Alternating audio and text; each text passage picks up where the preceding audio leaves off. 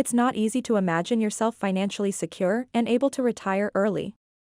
It's not that I was able to quit my day job when I was 24. Numerous people I know in their 20s and 30s were able to quit their professions early by adhering to a few basic principles of financial freedom. These are some rules for investing that won't make you rich immediately, but will make you rich for sure, and can help you achieve your goals of financial independence and early retirement. Welcome to Financial Fortune again. Please share your opinions on this video in the section provided below. Do not spend the principal. When you put money aside, it's usually because you plan to use it in the future. You should never withdraw any of your capital or the initial amount of money you put into an investment. Once you put down your dollar in an investment, you may as well treat it as if it never existed. A cup of coffee is out of the question, and neither is a house. To obtain financial independence in early retirement, you need to have enough money that is working for you so you can live off the money that money makes permanently. $1 invested now will not buy you a coffee tomorrow, although it may take a while. We can use the 4% rule as a rough estimate if we need to do this quickly. You can still have money coming in, but you don't actually spend a lump sum. I've done something similar with rentals. I've invested my life savings into buying rentals, and now I earn enough from rent each year to cover my living expenses. In the long run, I plan to sell my rental properties and use the money to invest in larger and better properties to rent out. Instead of using the funds for personal use, I want to let them continue to accrue interest and dividends indefinitely. Constantly invest your profits. When you invest money, whether in the stock market, real estate, or a business, it can be extremely enticing. Once you've made some money, spend it on yourself, whether it's on a pair of shoes or a house, depending on how much you make. But if you're determined to achieve financial independence as soon as possible, quit your day job and start relaxing on a beach. You must reinvest all you've earned. So, with my rental properties, I invest my initial money into them and then, for example, this property earns me roughly $1,000 every month. Yet, I've never touched $1 of that money. Instead, it accumulates in a new account until I use it to purchase my second house, after which I do the same thing with the money. Those two helped me buy my third property, and in a year or two I'll take all of the money from those two and buy the next one. But if I hadn't done that on the first one, I wouldn't have these other ones, and I'd still have a day job. One must have funds. To begin investing in either real estate or the stock market, it is crucial to first build up a savings cushion. Unless you're just starting out, you probably shouldn't begin investing with a small sum of money.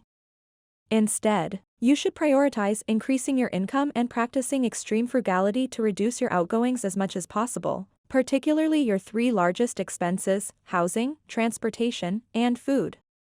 It's not so much how much money you make as how much of it you manage to keep for yourself. Because it's tough to do much with a little sum of money, saving and cutting costs is a crucial part of building wealth and achieving financial freedom through investment.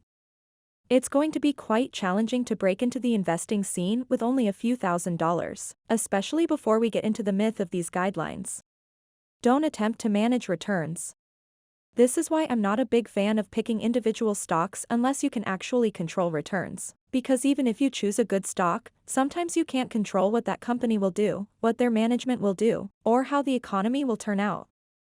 While this strategy does work for some people, you really have to spend an absurd amount of time learning everything before attempting to beat the market, and even if you can, it's just really difficult to do that. When investing a few $100s, we frequently spend a great deal of time and effort choosing individual stocks when, in truth, we would be better off choosing index funds and concentrating on managing returns that we can truly influence. Have the knowledge. What you know from experience and what you can learn from books and articles are the two most important factors.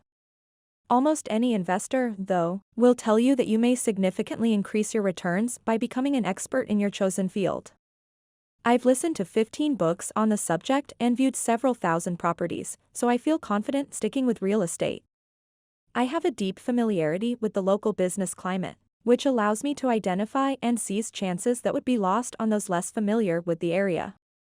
This logic applies equally well to any industry. Because I specialized, I am able to use YouTube to my advantage. Because I specialized in learning about that one area, I can make more opportunities for myself and higher financial returns. Obviously, this is not going to be like that at all, but if you use your expertise and invest in more promising markets, you can increase your returns from 8% to 20% to 100%. As a result, I was quite enthusiastic about home hacking after I initially invested $15,000 in my first property and then, after relocating, began making $1,000 per month from it.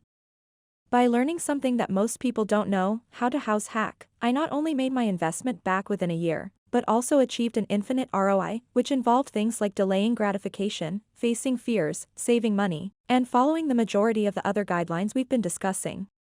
Avoid confusing risk and volatility.